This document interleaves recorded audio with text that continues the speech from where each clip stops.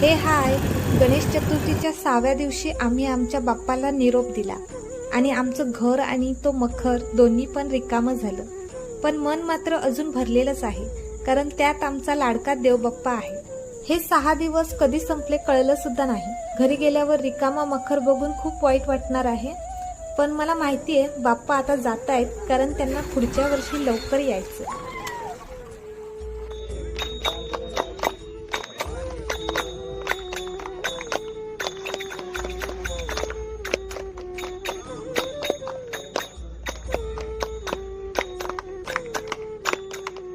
आमच्या बाप्पांच्या विसर्जनाचा संपूर्ण व्लॉग यूट्यूबवरील माझ्या ड्रीमर इन देवगड चॅनलवर आजच आलेला आहे, त्यामुळे तो नक्की जाऊन बघा.